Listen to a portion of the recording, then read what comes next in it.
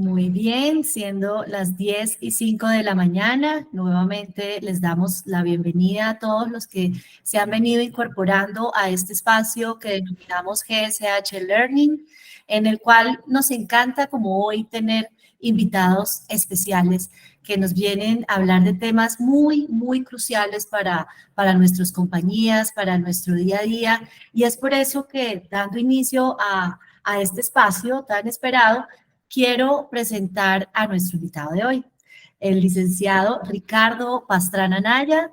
Es egresado de la Universidad Nacional Autónoma de México. De sus 57 años, 39 ha estado en ejercicio de la profesión. Tiene unos pasatiempos, los cuales comparto.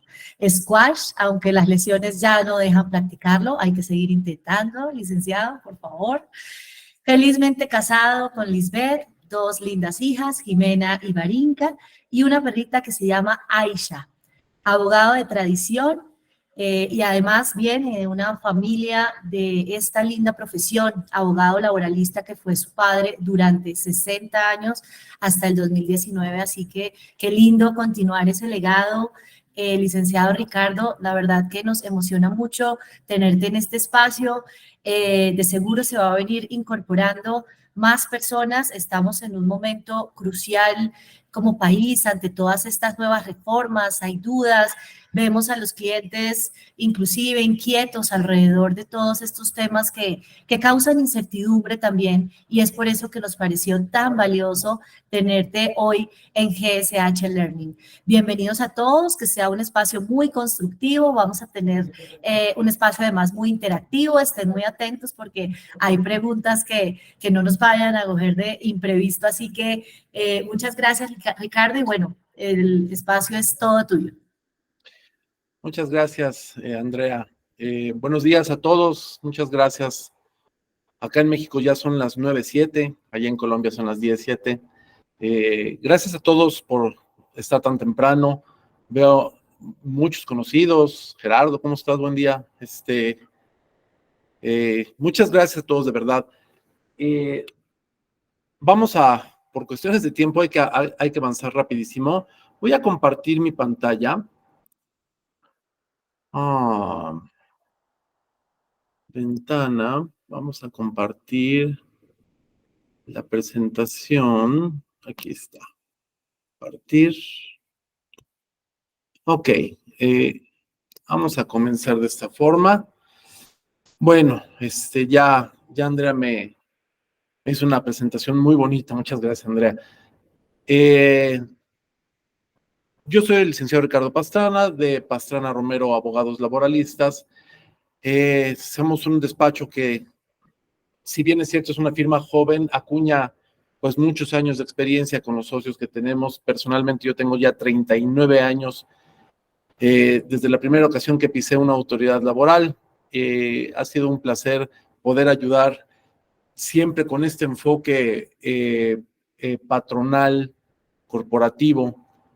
Hemos tratado de siempre pues estar, yo también soy empresario, entonces hemos tratado de estar siempre con los nuestros, tratando de ayudarlos con las mejores ideas, los mejores propósitos y pues los mejores criterios que la Corte nos pueda llegar a brindar, ¿no? Y pues bueno, esta presentación, como ya viene el 2 de noviembre, la quiero comenzar con una historia de terror. Una historia de terror que está basada en hechos reales, como en las películas. Hace unas semanas, en un foro al que pertenecemos, estábamos con unos colegas, y uno de ellos platicó una historia en donde nos dice, bueno, me notifican una demanda. Cuando pido al cliente el expediente del trabajador, me doy cuenta que dentro del expediente existe una renuncia firmada de puño y letra, que alguien de mi equipo pues obtuvo esa firma a la salida del trabajador, etcétera, se le paga un finiquito. Entonces la estrategia se define sola, ¿no? Se va a promover una renuncia como estrategia de defensa. Al momento de contestar la demanda, se exhibe la renuncia y en el perfeccionamiento de la prueba se ofrece una pericial. Hoy las periciales no son como antes, que había periciales del trabajador, del patrón y una de un tercero, un tercero en discordia que ponía el gobierno, ahora solamente está el perito del gobierno, se ofrece esa pericial, el perito dice que sí es la firma del trabajador y que el documento es válido, y viene la sentencia y condenan absolutamente a todo a la empresa, ¿no? Sí, yo hice la misma cara que tienen ustedes ahorita, dijimos, ¿cómo pudo ocurrir semejante cosa, no? En la sentencia, el juez dijo, con ninguna de las pruebas que tú, abogado de la empresa, exhibes, desvirtúas el dicho del trabajador en donde asegura que cuando fue contratado, fue obligado a firmar documentos en blanco. El trabajador sí que no aportó ningún elemento de convicción, pero el desequilibrio procesal pues nos llevó a esta situación, ¿no? A que, digo, el comentario de los colegas fue, lo vas a sacar en un amparo de 2 o 3 hojas. La parte verdaderamente aterradora de esta historia es que esto ya se empieza a escuchar de manera más frecuente cada día, ¿no? Ya se convierte en una especie como de línea con la que está trabajando el tribunal. Entonces, la realidad es que las actuales autoridades pues tienen como este criterio, ya se convirtió en una constante esto, ¿no? Que en los desequilibrios procesales pues han estado golpeando a las empresas y pues esto se ha convertido en un tema ya muy grave, ¿no? Ven la diapositiva que dice autoridades laborales, el antes y el hoy. El antes, las juntas de conciliación y arbitraje eran una figura que solamente existía en México. En ninguna parte del mundo existía la figura de junta de conciliación. En todas partes es tribunal laboral, juzgado laboral o incluso hasta departamento laboral, pero junta como tal no existía más que en México. La reforma de 2019 le pone un fin, ¿no? Le pone un fin a esta autoridad y le da un deadline, ¿no? Para que termine todos sus juicios y entonces desaparezca. La realidad de la Junta es que tiene un rezago acumulado de la pandemia, previo a la pandemia, y con posterioridad pues se vino acumulando más trabajo porque pues les han ido reduciendo presupuesto, les han ido reduciendo personal, en el caso de la Junta Local de Conciliación y Arbitraje de la Ciudad de México, les han ido reduciendo espacio, les robaron mucho espacio por el Centro de Conciliación Laboral, y entonces las juntas cada día tienen pues menos espacio, menos presupuesto, menos funcionalidad, y tienen demasiados juicios que están literalmente detenidos, ¿no? Las autoridades de hoy son estos nuevos tribunales que a partir de 2019 se empezó a implementar esta nueva justicia laboral que llegó con este nuevo gobierno. Nacen muy sanas porque pues son nuevas y al cabo de un año la realidad es que en la implementación, que fue en 3 etapas, 2019, 2020, 2021, conforme se fue implementando, al año de su nacimiento, en cada etapa, en cada uno de los estados en que ocurrió, se fue congestionando tanto el centro de conciliación como el tribunal. Hoy ya son nuevamente autoridades ineficientes, con la desventaja adicional de los desequilibrios procesales que tiene ya la ley y los criterios de la propia autoridad, ¿no? La primera experiencia que tuvimos con esta autoridad fue una amenaza de un juez. Entonces, estoy comentando toda esta parte para poner un contexto correcto de qué es lo que está pasando en la nueva justicia laboral en México, porque clientes que tenemos los hemos visto muy nerviosos y hemos tratado de ayudarlos con este tipo de asesorías, pero realmente sí, las nuevas autoridades han tenido estos desequilibrios porque la ley también los enfatizó. La ley laboral siempre ha sido desequilibrada en los procesos, siempre ha sido muy tutelar de los derechos de los trabajadores, pero lo que ocurre hoy ya, sinceramente, me parece que ya comienza siendo un exceso, ¿no? Esa es la realidad, comienza a ser ya un exceso. Un poquito siguiendo esta misma parte, ¿sí? Si ustedes recuerdan, empresarios, que han tenido muchas experiencias en juicios laborales, sus abogados, una de sus formas de defensa, de sus estrategias, era reinstalar al trabajador, generar un juicio nuevo, reinstalarlo, generar un juicio nuevo, y entonces de esta forma pues iban pues perdiendo fuerza las acciones de los trabajadores y entonces se podían llegar a arreglos mucho más correctos. Esta parte de la reinstalación cambió en los nuevos procedimientos. Hoy la reinstalación ya no se puede utilizar como medio de defensa. ¿Por qué?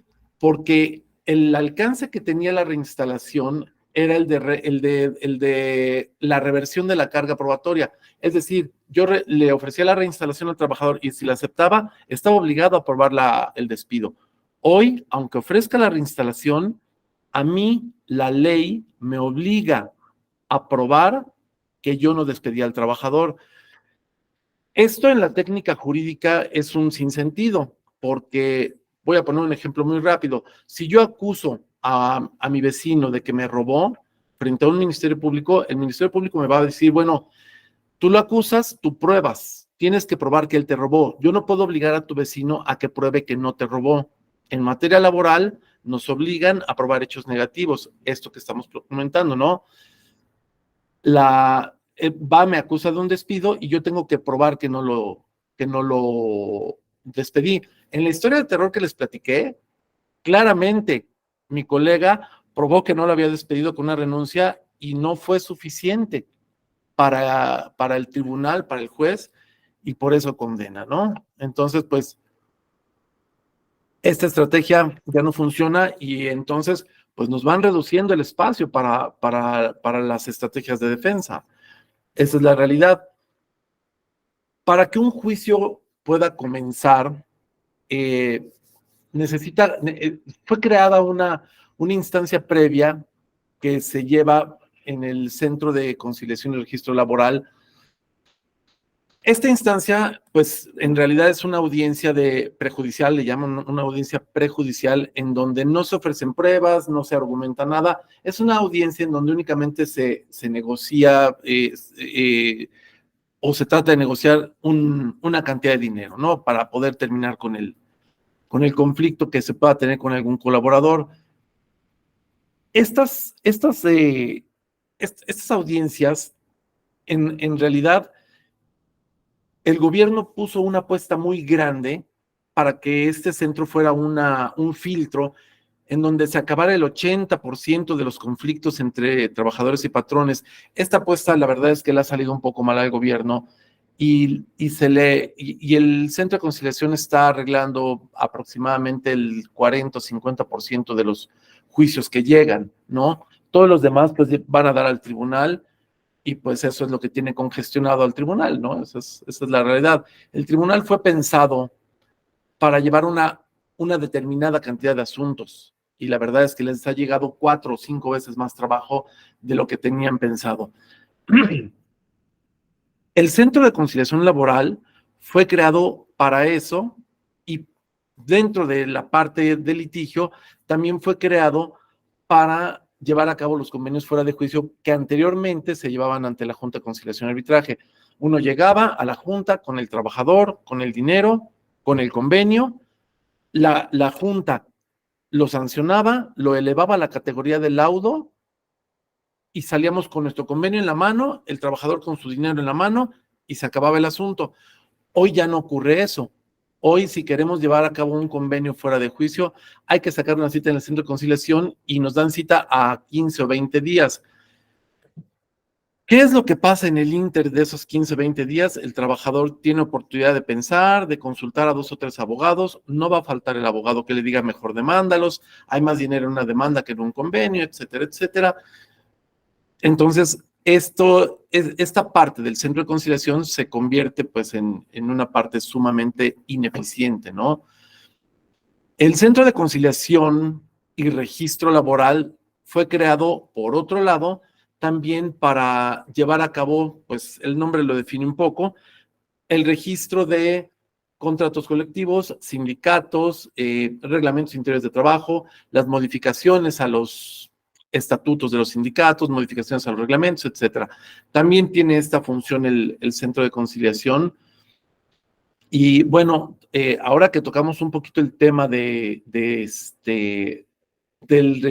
Centro de Registro, del Centro de Conciliación y Registro Laboral, hablando del tema sindical, es muy importante que sepan que la parte sindical, la parte de contratos colectivos también tuvo un cambio muy severo.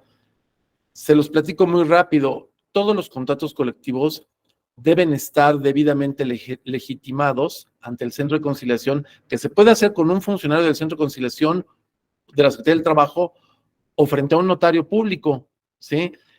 Pero es muy importante que los contratos se encuentren legitimados, porque si no, la autoridad los puede dar de manera correcta, los puede dar de baja y nos quedamos sin sindicato. Me parece que es importante que las empresas hoy tengan un sindicato, no estoy diciendo que amarrados al sindicato, pero sí un sindicato que busque el equilibrio entre la producción y los derechos de los trabajadores. Básicamente es eso, ¿no? Otro tema que pues causó muchas dudas este año fue esto que ustedes ven en la pantalla, ¿no? Las vacaciones. Este cuadro refleja claramente cómo eran y cómo son. La parte importante de esto es que sí, fue en la búsqueda, y creo que lo consigue de alguna manera esta reforma de vacaciones, un equilibrio, ¿no? Y un poquito alcanzar justicia social para los trabajadores, porque sí, México era de los países que menos vacaciones tenía, esa es la realidad. Personalmente, nosotros creemos que le faltó un poquito de regulación a esta parte. Les voy a platicar un poquito lo que dice esta diapositiva, que pues la reforma se publicó a partir del 1 de enero del 23. Para que el trabajador pudiera tener acceso a estas vacaciones, pues tendría que concluir un periodo completo de vacaciones que fuera a partir del 1 de enero del 23 hacia adelante, porque no podría aplicarse de manera retroactiva.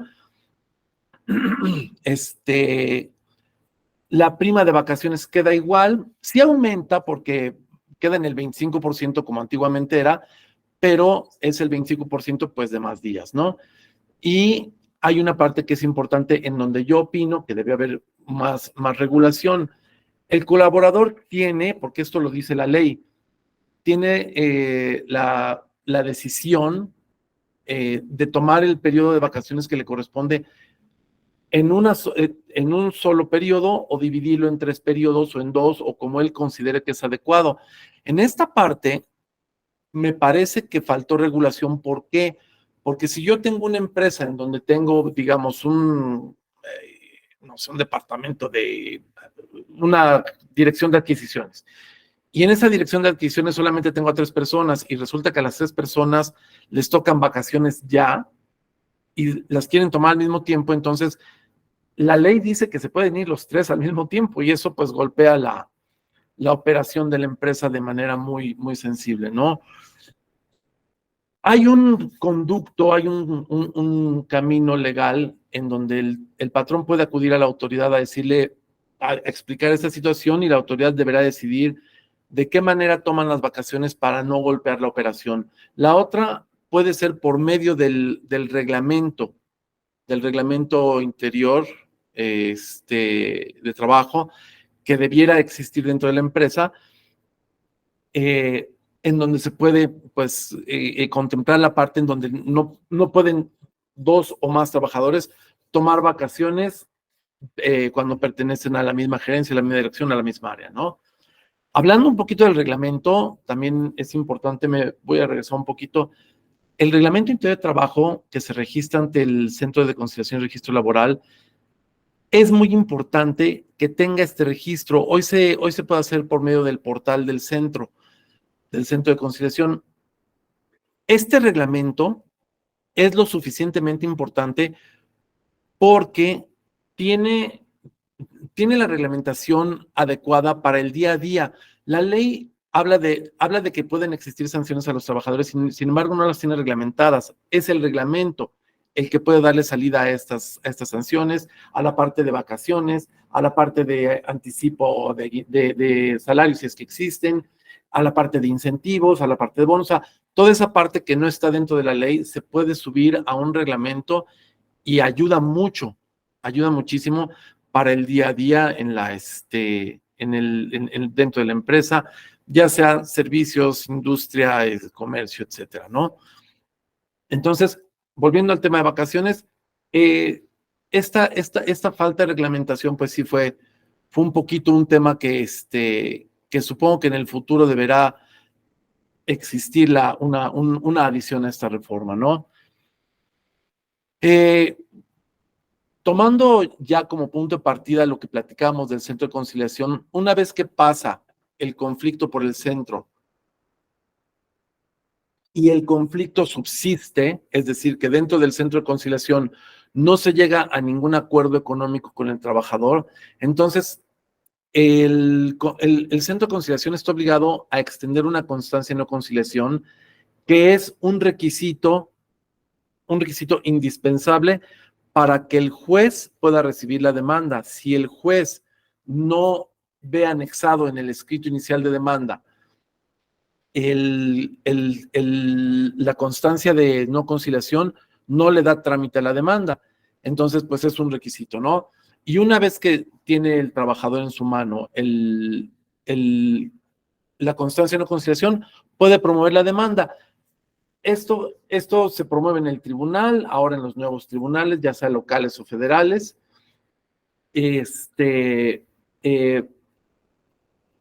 Se promueve la demanda, se le notifica al patrón, el patrón la recibe y tiene 15 días para dar contestación. Hay una diferencia muy importante en los procedimientos que existían frente a la Junta. La Junta notificaba una demanda y esta demanda ya traía fecha de audiencia.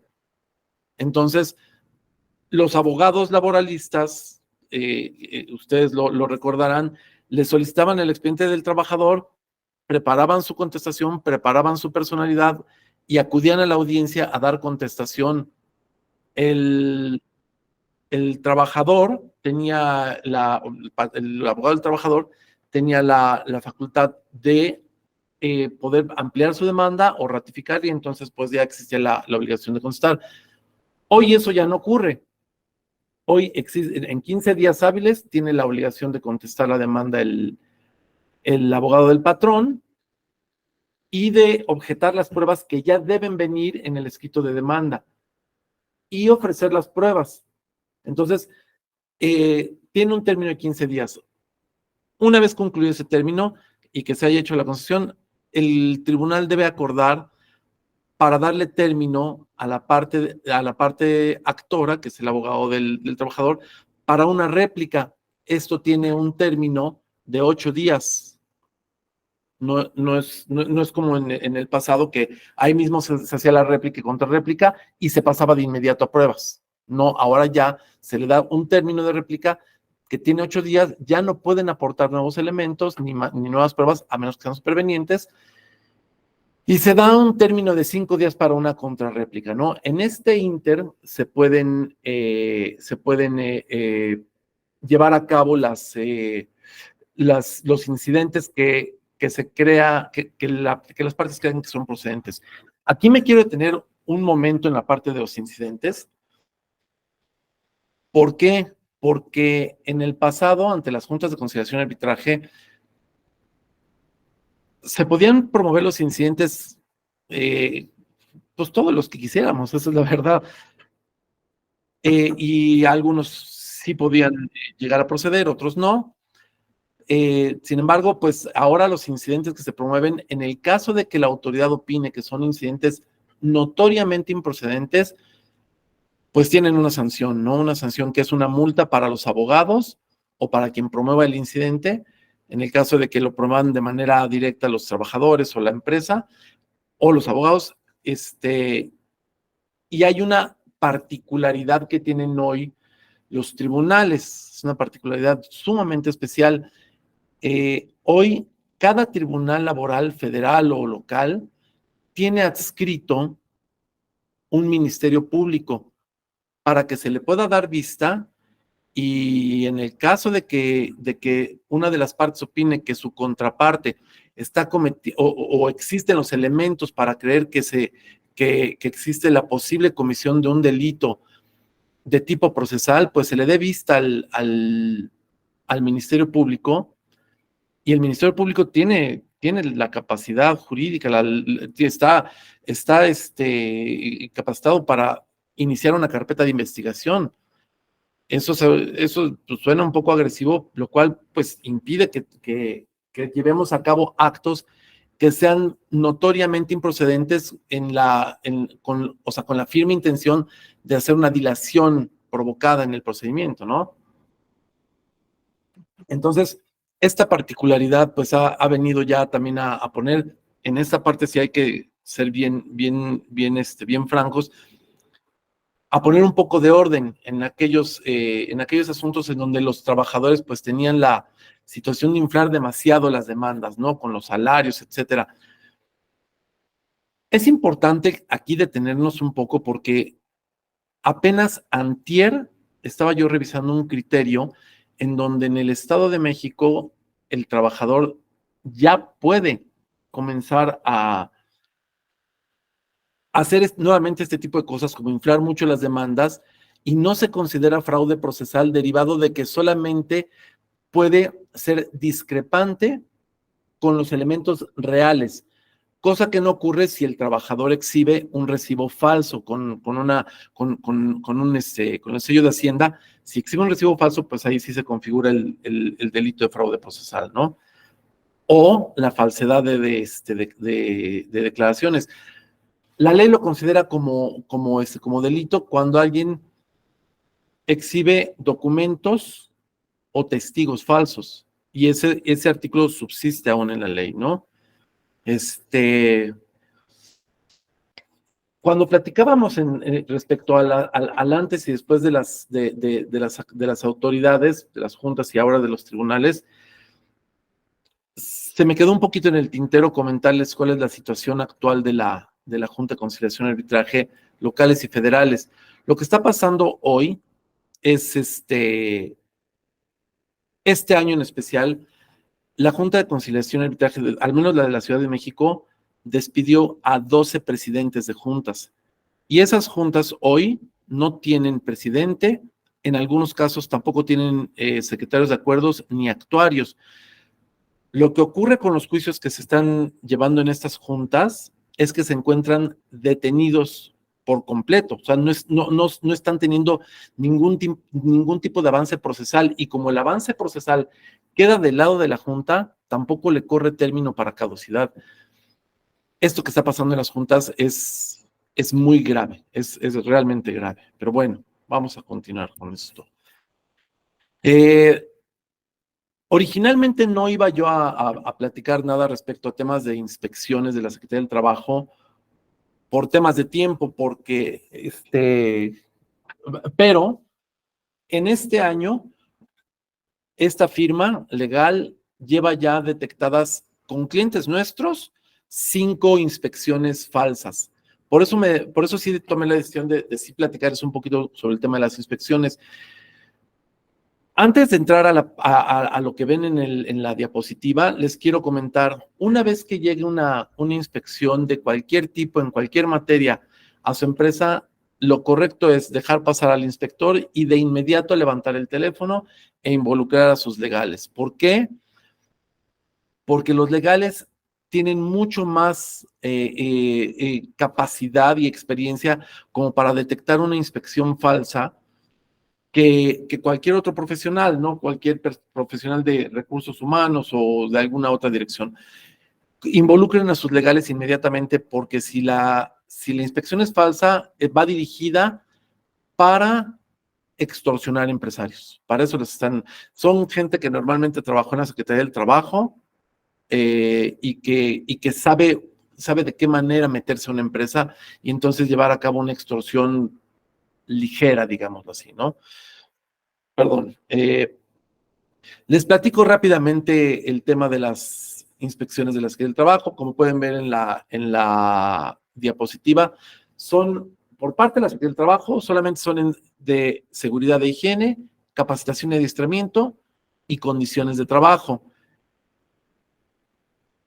En las dos primeras, seguridad, higiene y capacitación y adiestramiento, es muy importante tener el desarrollo de carpetas donde se le da seguimiento a todas las bitácoras de seguridad, salud, rutas de evacuación, etcétera. Las de capacitación y adiestramiento, pues también todas las constancias que pueda extender la Secretaría del Trabajo, en donde conste que se capacitó de tal o cual forma al trabajador, si es que procede de esta forma, si no es que las capacitaciones son impartidas por empresas privadas que dan sus propias constancias, o incluso empresas extranjeras, o incluso en el extranjero la capacitación. Y las que son de condiciones de trabajo, esas generalmente llegan a partir de junio hacia adelante, de junio a noviembre más o menos, y lo que buscan en estas inspecciones es revisar, sí, que existe el pago de aguinaldos, de salarios, de IMSS, etcétera, pero básicamente lo que van buscando es el pago de la PTU. Por eso comienzan a partir de junio, porque si ustedes recuerdan, pues mayo es el mes en el que se paga la PTU, ¿no? Y por su naturaleza, aquí pues es importante que pongamos mucha atención cuando llega una inspección, porque por su naturaleza son ordinarias, extraordinarias o periódicas. Las ordinarias generalmente sí llega un actuario, un inspector, y 1 o 2 días antes nos notifican que nos van a practicar una inspección. En las extraordinarias no, en las extraordinarias la Secretaría recibe una queja, puede ser incluso anónima, o de algún trabajador con rostro, con nombre, en donde se queja de que hay una condición que pone en riesgo la fuente de trabajo o al personal, que es normalmente por temas de seguridad e higiene. Y entonces la autoridad va, revisa, incluso con facultades de poner sellos de clausura, ¿no?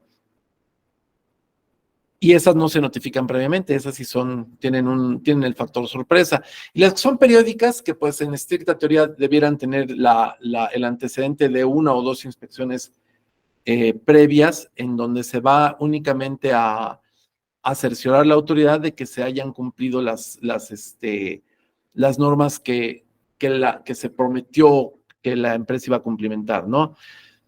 Existe un programa importante de autogestión dentro de la Secretaría del Trabajo. Es un programa muy robusto que no es recomendable, porque la autoridad, una vez que uno se inscribe a un programa de autogestión, si la autoridad detecta una sola violación, con eso da por terminado el programa de autogestión para nosotros, nos sanciona y nos inspecciona 1 vez al año. Por eso no son recomendables. Quisiera también, por último, en lo que hace a las inspecciones y a las normas, platicar un poquito de las normas más destacadas en los últimos años. Las que ustedes ven aquí en esta diapositiva, pues seguramente incluso las identifican, ¿no? La famosísima NOM 035, que es la que regula los factores de riesgo psicológico, ¿no? Ya es revisable, ya es sancionable, siempre ha sido obligatoria. Desafortunadamente la Secretaría del Trabajo no promueve como debiera promover la obligatoriedad de estas normas, pero sí hace, o sea, sí, las sanciones son de pronto son muy altas, ¿no? La norma 035 fue una norma que se creó en 2016 o 17 y se publicó en 2018, y la comenzaron a revisar a partir de finales de 2019, ya con la pandemia encima, y es aplicable a todo tipo de trabajadores, desde direcciones, presidencias de empresas, hasta trabajos de albañilería, domésticas, trabajos de seguridad, limpieza, para todo tipo de trabajador. En opinión de nosotros, esta norma es un poquitín excesiva, porque pues el trabajo, creo que a todos nos causa algún tipo de estrés, y esta norma, si detecta que un trabajador de nosotros tiene un factor de riesgo psicológico, lo que hace es, conforme a las bitácoras que se llevan, determina este factor y obliga a la empresa a enviar a su trabajador a, a una terapia psicológica que debe de ser frente a los institutos de seguridad social, no frente a un particular. Me deja pensar, o sea, yo sinceramente no veo al IMSS haciendo una labor de este tipo, con toda la franqueza del mundo se los digo, no veo al IMSS haciendo algo así, pero pues sí, nosotros cumplimos como patrones enviando a nuestro colaborador a que tome la terapia frente al IMSS. Si el IMSS la otorga o no, pues ya es un tema entre el IMSS y el trabajador, ¿no? Estas otras dos normas, la norma de riesgos ergonómicos y la de teletrabajo, van un poquito tomadas de la mano.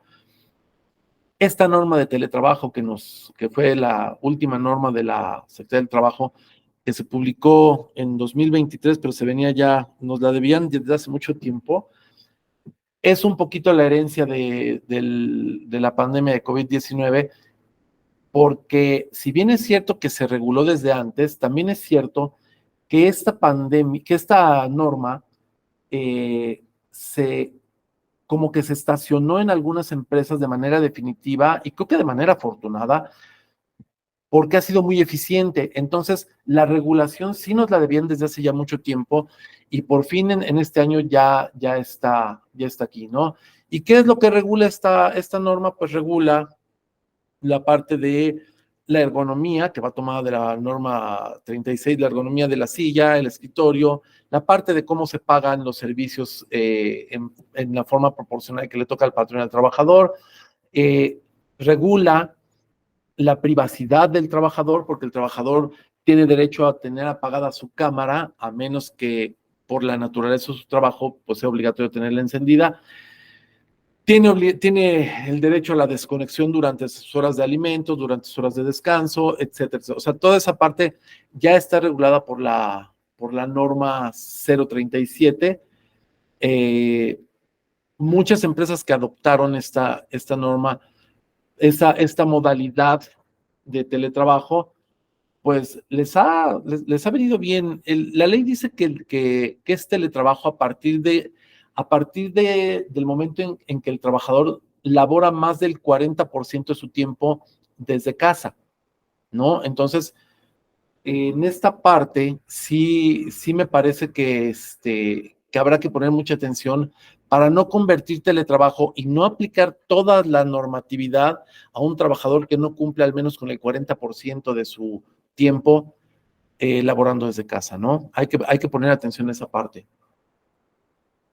La obligación de tener el desarrollo de estas normas es muy importante y les quiero comentar, el no tenerlas nos puede llevar a multas exponenciales. En la parte de las sanciones en los procedimientos sancionadores, vamos de las 50 a las 5,000 UMAS, las unidades de medidas de actualización. Y esta multa se puede aplicar, la multa máxima por cada violación. A veces la autoridad considera una violación por cada trabajador, ¿sí? Voy a poner un ejemplo. Si no se pagó aguinaldo y nosotros tenemos 40 trabajadores, si no se pagó el aguinaldo en tiempo y forma, se considera una violación. La autoridad bien puede considerar una violación por cada trabajador. Es decir, tengo 40 violaciones y si me aplican la multa más alta o la media, pues tenemos una multa ya de varios millones, ¿no? Es por eso que hay que poner mucha atención en el tema de las normas. Y pues básicamente esto fue lo que quería comentar el día de hoy con ustedes. No sé si en este momento hay alguna pregunta o alguna sesión de A ver si preguntas. tienen. Gracias, muchas gracias, licenciado Ricardo. Estoy abriendo el chat. Por favor, si pena, pueden ir haciendo sus preguntas. Nos quedan unos minutitos todavía. Aprovechemos el tiempo. Por ahora no hay preguntas. Déjame ver. También les informamos que este webinar va a quedar grabado y lo vamos a tener en las redes sociales de GSH México para que también posteriormente lo puedan compartir con sus clientes o con personas internas de la compañía. Entonces, por el momento creo que no, Ricardo, no hay preguntas. Muy clara la información, muy valiosa la información. Generalmente después nos llega la pregunta si la presentación la pueden tener. Entonces, déjanos saber si nos vas a compartir la presentación de manera que también puedan recibir a sus correos de vuelta la presentación. Cuéntanos si podemos hacer. Con mucho gusto, sí, claro que sí podemos compartir la presentación. Y la otra cuestión que quisiera compartirles es, pues a todos los que nos hicieron el favor de su tiempo y se quedaron hasta el final, con mucho gusto podemos darles algún obsequio, ¿no? Con mucho gusto, les vamos a regalar, podemos regalarles media hora de coaching con relación a los temas que vimos el día de hoy, con todo gusto. ¿Cómo les hacemos llegar la presentación? No, nosotros en este momento les voy a pedir, estamos dejando un link en el chat de esta sesión para que por favor nos dejen sus datos. De todas formas, hubo personas que de pronto por tiempo también debieron retirarse. Entonces, todas las personas que se inscribieron y que estuvieron hoy aquí, inclusive había un número mayor inscrito, entonces también pasa.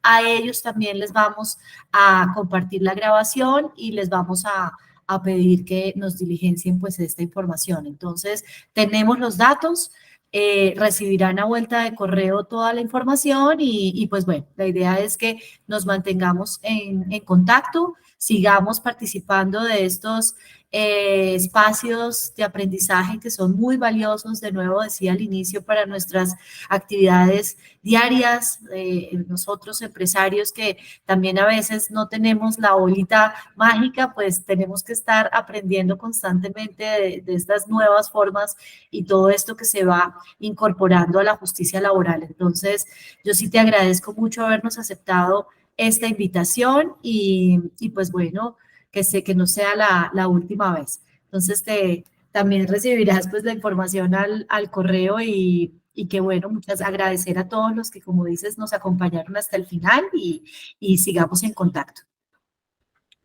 Muy agradecido con todos, muy amables a todos. Les envío un saludo. Un abrazo, que estén muy bien. Muchísimas gracias a todos. Lindo día. Chao. Hasta luego, gracias.